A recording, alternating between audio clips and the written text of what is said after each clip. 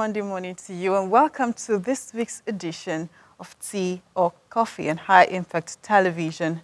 Now, the most difficult aspect of life is having to deal with humans, because humans are really difficult to deal with. Talking about hiring, firing, evaluating, compensating of employees in an organization, all that we're going to be talking about in the aspect of human resource management on Tea or Coffee. My name is Godstime David. Now, the role of the HR department and organization goes beyond just hiring and firing. There are a lot of things, a lot of roles that they also play in an organization, talking about, organizing employees for trainings, talking about staff motivation and the like. So today on Tea or Coffee, we are going to be learning more about the roles of HR departments in an organization. My name is Mudupe Jacobs, and you're welcome to Tea or Coffee. Hi Good there. morning. Good morning. How are you? I'm good. How are you? I'm very well. How was your weekend? Awesome. How was yours? It was fine. I know you always have gist over the weekend, but don't worry, we'll do that after the show. Okay.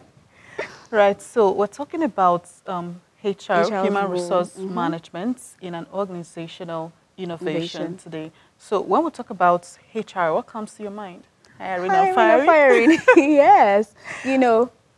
But lately, I've gotten to understand that it goes beyond just hiring and firing.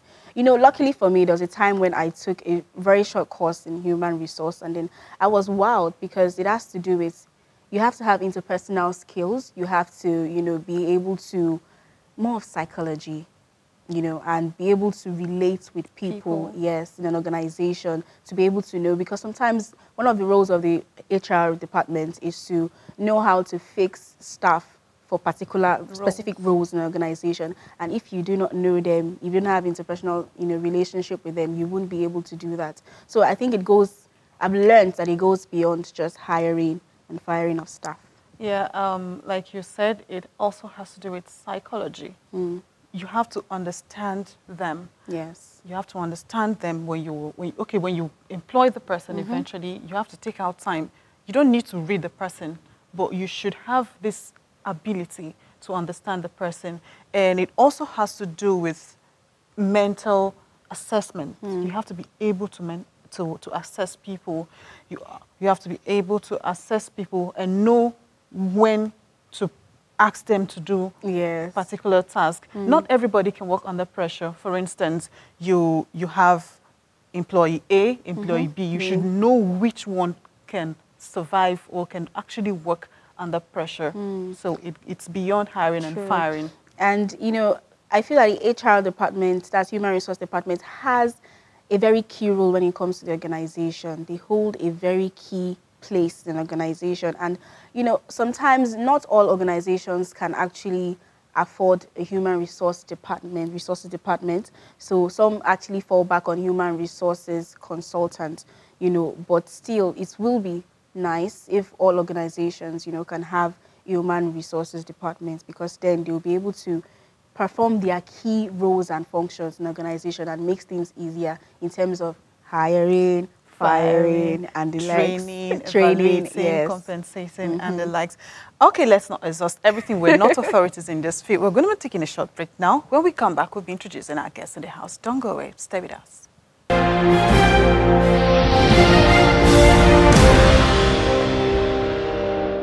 So today we'll be looking at human resource role in organizational innovation. And today we have a lovely guest in the house, and I'll be reading her profile. Okay, our guest today is Olubukola Lanipekunlawal. She is a human resource professional with over 20 years of experience and expertise. She is a self-motivated and hardworking senior human resource professional with expertise and exposure in all aspects of human resource management, proven leadership skills, including managing and motivating others to achieve set objectives, an effective communicator at all levels with good problem solving and analytical skills. You're welcome to the show, Ma. Good morning. Good morning. How was your weekend? It was good. And yours? It was beautiful. Thank you. Good to have you. So today we're talking about human resource role in organizational innovation. And let me start by asking, aside human resources mainly known for hiring, firing. When you ask anyone, they say they're known for hiring and firing. But what are the other roles that they have in an organization? Okay. Basically, you agree with me that the human resource, which is the people capital, more or less, is the most important, is the most critical part of an organization. If you have so much money that you've put together, and then the money is able to get you the equipment that you need to run your business, but if you do not have the adequate manpower to make use of that equipment to achieve what your ultimate goal, then everything will have gone to waste. So it's so important that you have the right people with the right skills, to achieve your set goals and objectives. And so without the people, there's no organization. Now, because of human differences, ability to manage the people is so important. And that's why what the human resource function is all about. Understanding, I heard earlier you talk about mental assessment. Understanding the way the mind of human beings work within an enclosure, and being able to, tailor them into achieving what you've set. Management basically is using people to achieve what you've set to achieve. And so understanding how the minds of the people that you have put together work, and being able to attend to their needs, because if you have an employee that is not mentally stable, let me put it that way, maybe psychologically stable, you can't get him to achieve anything or produce. So it's so important that you have that bit of the organization that takes care of all of this, where you have the marketing department running their own show, you have management supporting the marketers, you have finance ensuring that the accounts, the records are good. That function in the organization is so very critical to ensure that the people are in a conducive environment and they are well taken care of to deliver on what they've been engaged to do in the organization. So the human resource beyond hiring and firing is actually ensuring that the people that you have put together in an organization are able to achieve the purpose for which you have put them together within, the terms and conditions that you have jointly agreed with them. Okay, you've talked about skills, knowing the right skills. Now, why is it important? People could own businesses and just decide not to hire a human resource manager to hire people. You could just conduct your interview and then get people you want. So why is it really, really necessary to get human resource manager? Okay, I think in the last 10, 15 years, the role of the human resource function wasn't as appreciated as it is today. Human resources was put as maybe just another enabling support, another enabling function in the organization. But in recent times, the human resource function is seen more as a business partner. Okay. In the sense that the organization, so you come together as an organization, say, this is a strategy we want to drive. This is the objectives that we want to achieve. This is our vision statement, this is our mission statement. The vision is where you want to be, the mission is how you get there. And then the objectives are the things you need to do to get there. So basically what the human resource function is helping organizations to drive now is how to get the people to begin to think about the specific objectives that the organization wants to achieve. So it's not about just getting someone from any unit to come and do human resources. Now, if that person is also trained to manage people, some of the things, experiences of human resource manager and organization is so unique in the sense that some of the things, because of understanding of managing people, that you can take from colleagues or co-employees of the organization, some other employees of your level wouldn't take it because they're wondering, why should you take this? But because you understand that there's so many things that will make an individual to behave in a particular way. So you want to bring in coaching, you want to bring in mentorship, you want to bring a lot of mentoring, a lot of things into the way you relate with the employee. As against a supervisor slamming an employee with a query. The human resource function will look at it differently. Your query, for us, is the last resort. It's not the first thing you push at an employee. You have to look at, you have to engage, you need to do verbal discussion, you need to find out whatever exactly is going on. But a supervisor is thinking, why would you behave towards me like this? I'm going to sanction you. I need to let you know you shouldn't do this But so many things could have informed that action or reaction from the employee. So it's important that you get the right skills to do the right thing. Otherwise, there'll be problems in the organization.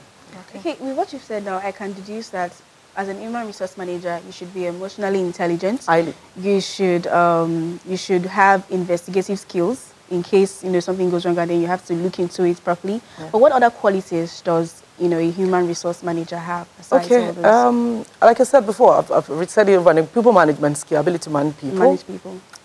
Interpersonal skills. So you're relating. You must be able to relate people at all level. At all levels, junior or senior management. The employee must not see you as the spokesperson of the management alone. You must be able to balance. People management, interpersonal skills, ability to communicate well. Because one thing is for management to have given you a mandate, regards to information to pass across to the employee's ability to actually communicate so that when they receive it, they don't receive that management is being insensitive towards us, but they're seeing that because they're stakeholders in the business, expectations are from them as well, and so they must level up to those expectations. So basically, and there's many other things as well. Okay, so I'm talking about human resource management and managing people. Of course, it has to do with psychology. You have to understand people. Now, getting into human resource management as a career, is there some sort of certification you need to get into human resource management? Because I remember that during my National Youth Service Corps, that's the one-year compulsory scheme, Nigeria, federal government of Nigeria set aside for youth, for graduates. I remember we talked about, there was a program, human resource management. Some persons went for the course. It was like 2 or 3 weeks thereabouts. So is there some special sort of certification you do that qualifies you as a human resource manager? Okay. I didn't start out to be a human resource manager when I started my career. I studied business administration. Wow. And I was opportuned to work, to have my one-year compulsory NYC in the human resource department of an organization. Okay. And that gave me a lot of opportunities. I learned a lot because they had their human resource functions segmented into the various key areas of human resources. So, and I was opportune to work in virtually all. So that gave me the interest. Now, I say that because you don't necessarily have to study human resources for you to practice as a human resources person or the function or a manager. But one thing is critical for you to be an authority, so to say, and to receive some form of recognition the organization you work with. Yes, there's an organization in Nigeria that certifies the profession. And I know that there are so many other foreign bodies as well. You have the SHRM, you have the, so many organizations. But in Nigeria, we have the Chartered Institute of Personnel Management, and they run their programs for you to be certified. So you can run your career for as long as you want to in paid employment and decide to come out and begin to operate on your own because you have your license to operate. So that is in place in Nigeria. So you have to have a license to operate? Yes. First, you be a member of the institute, and then after several years, maybe 10 years, minimum of 10 years, you can actually, 10 years. Okay. Yes, you can actually 10 years. 10 years experience because they want to be able to say that yes, you have what it takes for them to award you a license. You can now apply for a license, a practitioner's license, so that. Sorry, talking about 10 years. So what's now the use of? No, you're getting me wrong. Let me clarify, please. Okay. A fresh graduate, an undergraduate. In fact, some universities in Nigeria that I know today, private universities. Okay. If you're running a course that is tailored, skewed towards you becoming, a personnel person, they will start you on the program with Chartered Institute of Management and Personnel Management as an undergraduate. So you don't have to have earned 10 years experience before you get the certification. Okay. You need 10 years minimum to get the license to practice on your own. So that's what I'm talking about. You want to be an HR consultant, for example.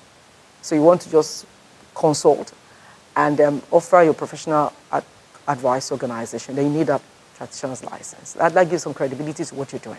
Okay. But you can, as a fresh graduate, as 2 years experience, you can get a certificate. You just run through the program. There are some stages of examinations you have to do, and then you get a certificate. So 1 year after university, 2 years after, you can have your certificate and be an associate member of the institute. Okay. Okay. So please don't let me give you any. Yeah. One common thing that I've seen about human resource personnel is that they tend not to have close relationships with staff. Really? Yes. No, they don't tend to. No, I don't see it that way. Well, in my experience, no, because the human resources is actually the first point of call for most employees. What they seem not to discuss, to be able to discuss with the supervisors, the HR person they come to talk to. Most of the personal things that they can't discuss. For example, an employee, went on mat leave last year and suddenly discovered she's pregnant. She's not going to go to her supervisor to go and discuss. She's going to come to HR. What do I do? I'm in trouble. That kind of a thing. And so HR will be able to advise. There's nothing you can do. The baby has come, And advice is given on what to do. So you're pregnant, you're pregnant. And so you have to go through the period and then you go on mat leave again. So I don't think so. Well, for those that know what the job is all about, really, what it's with the essence of human resources. It's all about human relating with people. You can't keep the people away, then you're not managing them because you need them to be close to manage them. You need to have that close relationship to understand them. Okay. Yeah.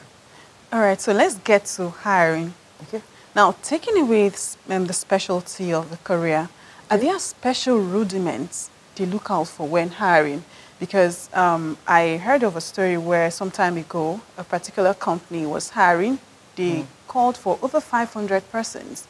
They kept them there from, I think, 8 a.m. till about 4 p.m. It was just one person that was left. And the person got the job automatically. So are there rudiments? Because you go for an interview, you don't know what they're looking out for. So what are the rudiments to look out for when hiring? Okay. We have a major challenge in our country, and that's the fact that we have more hands than the available vacant positions organizations can fill. So that's why it's so important for upcoming employees to ensure that they give their best, the best shot possible at whatever it is they have to learn so that they'll be able to stand out, when it matters. So basically, I don't think that approach was the best approach they could have used because there's no point having 500 people for just one position. There's what is called recruitment and selection. So they could have used, and then when you get into selection, you're setting criteria to actually reduce, begin to weed the number of people that you have ultimately at the end of the time to determine where you're going to get your most suitable candidate from. So you can have your adverts in the papers, it could be through social media, and pull as many as possible. But you now set out criteria to determine who you're going to call. I mean, it's not fair to call people from 8 a.m. to 5 a.m. and they're just there, and at the end of the day, you're not going to take them. You're just one person you need. So why not, limit the number that's going to have? It's even stressful for the organization. Why are you going to keep them? True. So reduce it about 20 or 10, or even 5. And the criteria you set is you want to look at qualification, you want to look at the background. So you don't need all the fields in Nigeria. If you're looking for an accountant, you already know it's straightforward. If you're looking for a business development person, maybe it's open to all, but that you can now use class of degree to determine, is it 2-2-1, is it 2-1, is it first class? You'll have used that to reduce the number of people that will apply. Is it, do you want someone with added qualification, maybe a master's? That would have reduced what you want. You can even ask them, I've had to even introduce some kind of, hiring process. A write-up, a one-page write-up. That we also use to reduce on a topic that's related to the position to be filled. So use such criteria to reduce the number that you get ultimately. And then you can now look out for the most suitable amongst the few number that you have. As against pulling everybody and just keeping them. All right. So we still have our human resource practitioner in the house, but we'll be going on a short break. Please do stay glued because tea or coffee continues shortly.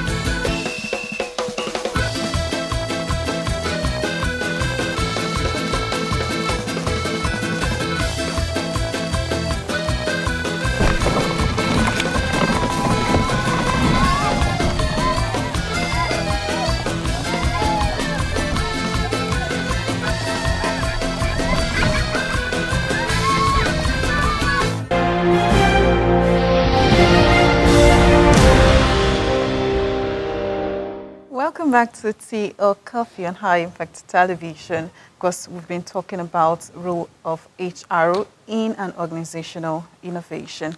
We have our experts in the studio. Before we went on break, we're talking about what to look out for when hiring a prospective employee. Now, I think we already did justice to that. So I want to, still on hiring, now, what offense is good enough to fire an employee? To what extent? Okay. Organizations are expected to have what is called like a handbook, employee handbook. Yes. And that's more or less like a guide to the minimum acceptable standards, ways of doing things within an organization. And that document is actually supposed to have a list of also some minor or major offenses. So minors, maybe verbal warning and all of that. But for when it gets to firing, it is called maybe a gross misconduct, an action that is considered totally offline of the expectation of the organization from the employee. So things like theft and financial inappropriacy, maybe you falsify figures or you tamper with a client's account. I mean, but the most important thing is that even if it's going to come to that, the employee must be given fair hearing. So there's what is also called the disciplinary committee. They're supposed to look into, after the necessary investigation would have been carried out by the human resource and also an independent body, usually the internal control unit or internal audit. Would have audited, what the event and what led to what and all of that. And they've come up with a report. So the employee will still be given fair hearing. So tell us what exactly led to what happened. And if it's seen that the employee doesn't have any justification for that action, then that employee will be fired.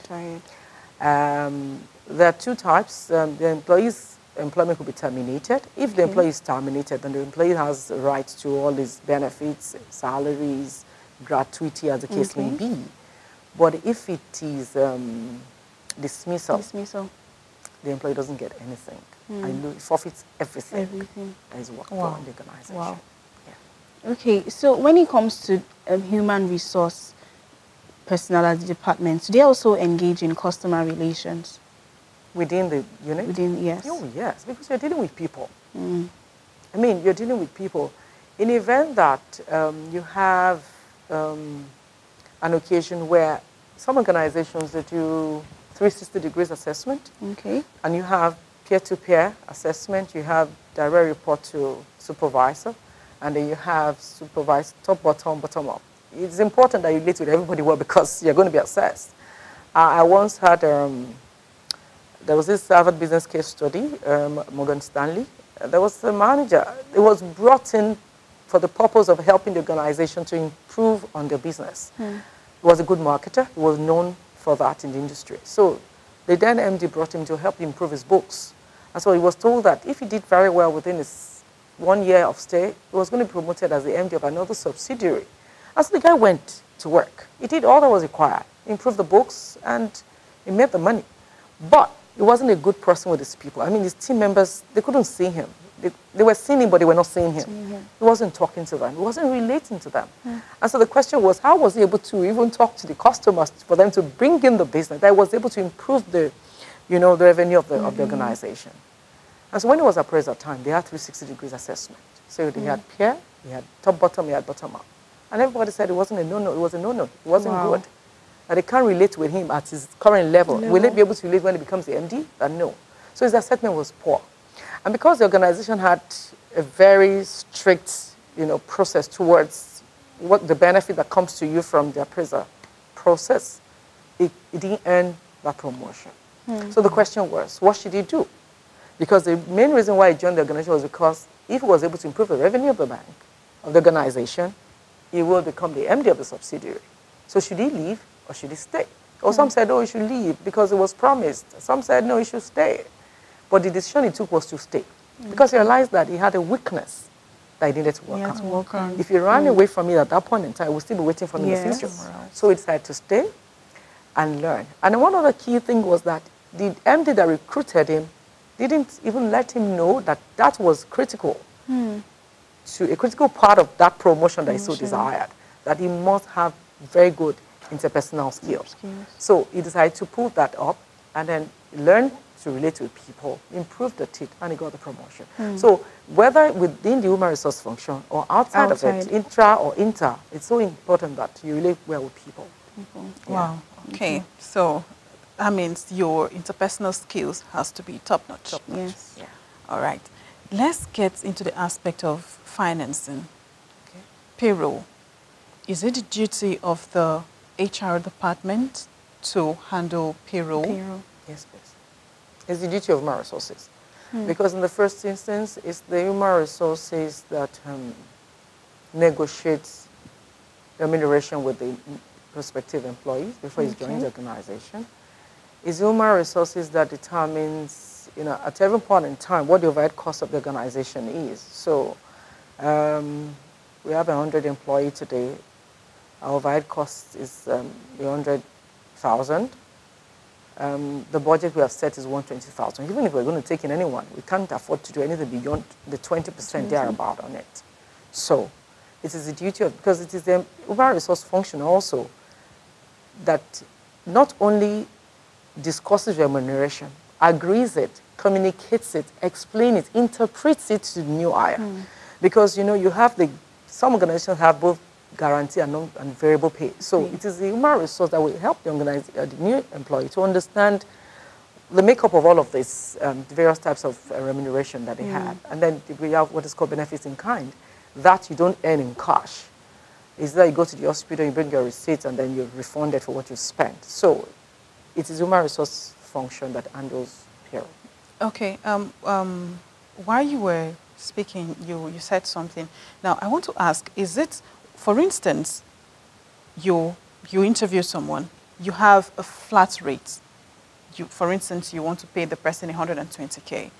And this person is saying, I cannot go below, I can't take 120K, I need something better.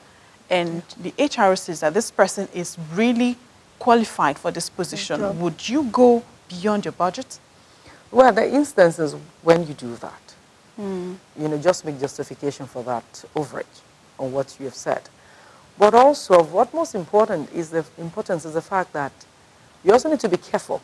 If you have a prospective employee, and that employee, if you look at the competency framework, has 5 years experience, some added qualification, and the level he or she is asking for is higher than some of your employees that have been in your organization for 7, 8 years with about the same qualification, you need to be careful.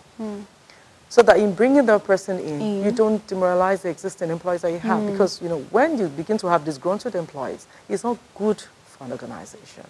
So what you want to ask yourself is either you increase whatever it is you want this new employee to achieve to justify the pay that you want to recommend for approval for him or her, or you look for someone else, really. But it happens, neither here nor there. If really someone is good amongst all the candidates you've got and you feel this is good to have this person as a time, he or she will not always be available, you can make justification, but you must always have the back of your mind that the people that you've had with you have been committed, been loyal to your organization. You cannot afford to have them disgruntled because, and it's always interesting, maybe he or she even went to school, one of them, and probably wasn't even as that good in school. So you need to be careful. And one other thing that is important also, because experience also helps a HR practitioner to know that prospective candidate employees are expected to oversell themselves at interview. Okay. So you must be able to actually, draw between the lines that, okay, so this person has really gotten what it takes.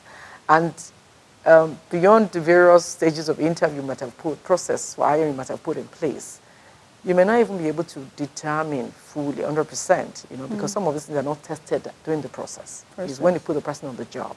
But you must be able to say like 75% of what is required this person has. And there are cases where you recruit a pure, previously unidentified error, recruitment error. You get them, they come into your system, and they want to dilute the culture, they want to change the way things are done. So you just have to balance it and ensure that in bringing a new hire, you don't demotivate your existing employees. Okay. Okay, now let's go to small-scale businesses and medium-scale businesses that probably can afford to have a human resource, department.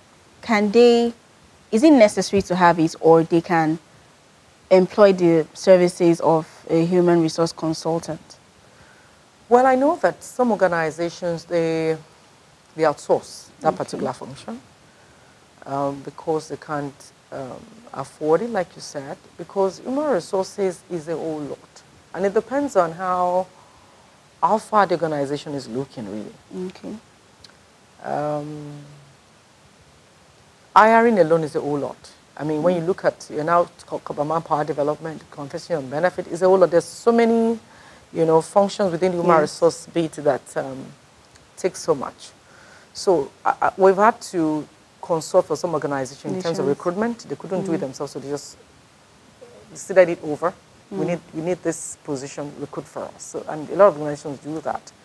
So organizations now outsource the human resources function. What they do is, so the consultant can either have someone resident in the organization as the anchor person, or the organization will have a junior person that will be liaising with that consultant on what is required.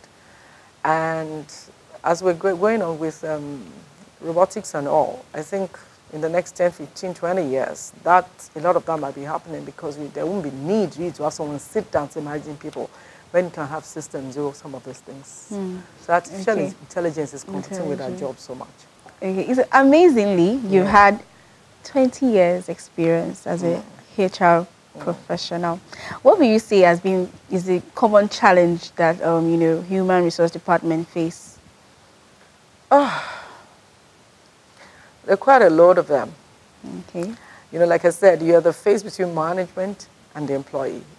It depends on what organization you're looking at. If it's a unionized organization, it's a very tough one because they don't get to see that you're also one of them, even though you represent them before management. But I think the largest part of it is actually getting the entire workforce to align with the objectives of the organization. It's usually tough. And the critical part is even for the organization itself to know the direction, the objective, where they want to go. And when that is set, now getting the entire organization to actually move towards the direction the organization is going. So you now need to do training, you need awareness, you need employee engagement, so that you're speaking the same language, you're reasoning from the same point, and then you're moving towards the same direction. So that ultimately, the set objectives of the organization can be achieved. That is one tough one. For recruitment, for payroll, for remuneration, you can always get do sample survey from the industry and look at what competition is doing and use that to determine when there's need for review, when there's need for, just to be sure that your remuneration is not too low. It's at par. Competition. Okay. All right. So very quickly. No now there's this general notion that human resource managers are stiff. Like your job depends on their signature. Can you debunk that? Are they seen as really tough people? The way you smile on the show now, do you smile? I do. I do. The truth is there are times that you need to be firm. Okay. And there are times that your colleagues need to see that you're human too. And you're approachable. Individual differences is important. That's why for some people it's tough because they make up as an individual. It's not like that. But I think if there's a good understanding of the profession, you must be able to balance it. Okay. You must be able to balance. We are dealing with people. And once the employees see that you're not approachable, in fact, they say to me, some people call me headmistress. I've been called headmistress before, some call Margaret Thatcher, but the same people come and smile with me. Smile. Because, I don't want to call people children, but the same way at times that you deal with children, you want to smile and play, but when you need to be firm and insist on the action that is required, you need to, otherwise all manner of things will be pushed at you. And it's still as if you don't have a grip of what you're doing. Okay. Yeah. Thank you. Okay, thank you so much. Well, I've learned a whole lot about HR. Before I forget, we have a special on package behalf for of you. High Impact TV. Thank you so much for coming on the show today. We really appreciate your presence and for teaching us more, letting us know more about the HR department. Now I know that sometimes they need to be strict. Yeah. Yes, they really, really need to be strict. And it's not all smiles all the time. Sometimes you have to give that straight face and let them know that, okay, this is serious business. Yes. Yeah. And of course, it goes beyond hiring and firing. They evaluate. They, of course, send people for training. They know where to put you. And they know how to, they understand you, basically. We talked about mental assessment. So they understand you. Of course, they could be psychologists. Because you have to understand people. We're not trained to be, but over the years with experience. Thank you so much for having me. Thank you. It's a great pleasure. And I must say that there's a whole lot more to learn about human resources. I believe with this few minutes we spent together, you'll be able to do some justice to the function. Thank you. Thank you so so much. much. I impact the best. Thank you. Thank you. Okay, at this point, we'll draw our curtains here for today's program on human resource management and, of course, innovations. Thank you so much for staying tuned. Till tomorrow, take care of yourself and each other. My name is Godstime David. My name is Modupe Jacobs. Enjoy the rest of your day.